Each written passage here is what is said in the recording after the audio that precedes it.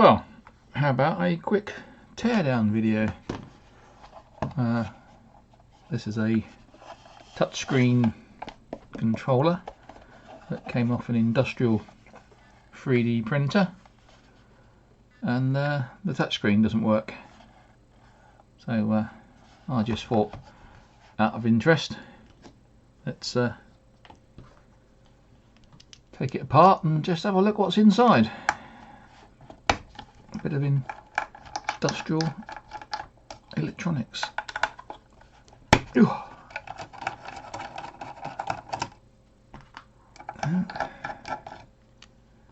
You certainly don't want it to fall off.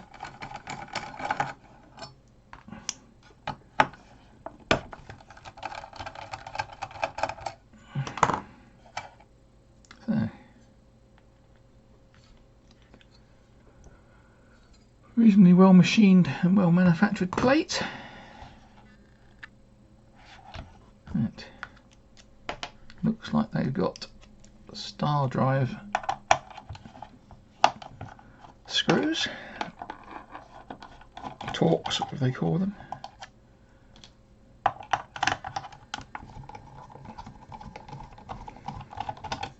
Oops.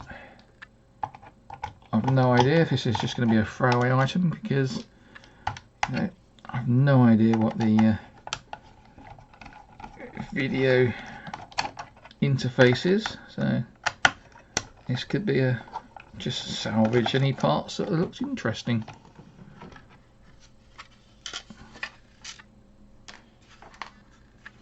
So that's the case. And what have we got here?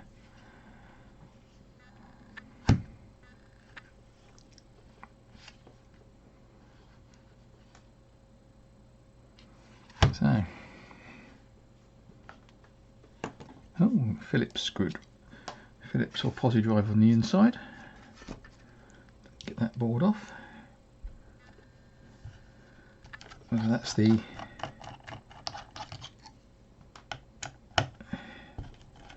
interface for the touchscreen.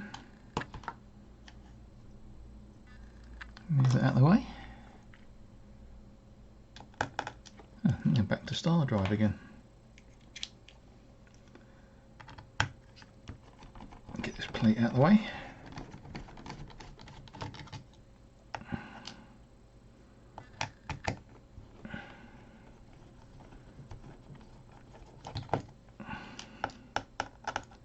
Certainly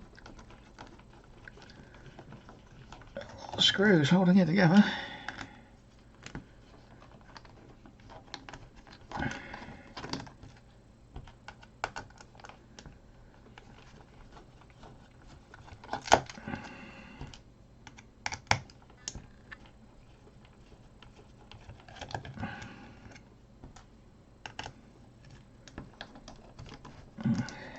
Oh, maybe I should do more talking when I'm doing this. But, I don't know. The screws are quite stiff, so it's kind of taking my concentration away on oops, butterfingers, just undoing them. And I see some pretty tough plastic they're screwed into.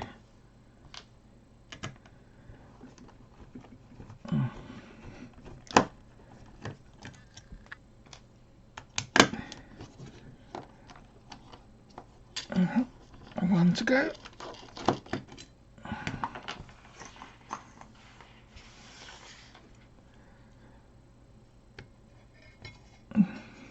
That's a heavy plate.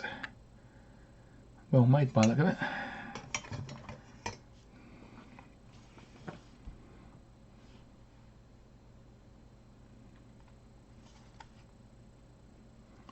Yeah. What holds that? Nothing. I say, what holds that in there?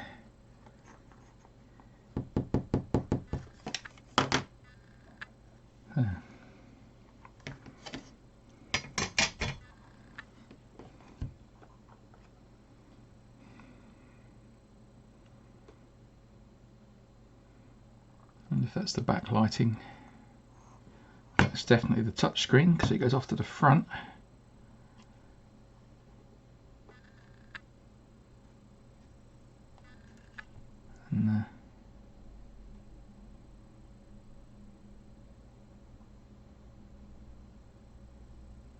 be interesting to know what that chip is. If I bring it up closer,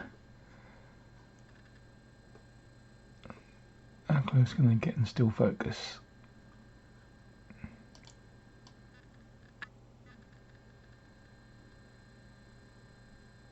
Can it be read? There we are. Sorry that my hand's moving backwards and forwards. So, can we decipher and look up that chip? If we can't work out what that chip is, oh well, there's not a lot of point in going any further. It would be nice to be able to use it as a screen for some projects, but without knowing that chip, it's probably not going to be very easy. Let's go and see what I can find about that chip. Well, yes, found some data on the chip, and as you can see there, that's the chip on the back, and unfortunately it converts LVDS data stream back into CMOS TTL data, and unfortunately most of the boards that I have here, well, say nearly all the boards I have here that can drive a screen, do not drive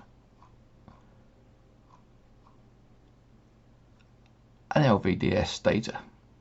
So it's pretty much the end to this video, as I won't be diving down any deeper, as I have no way of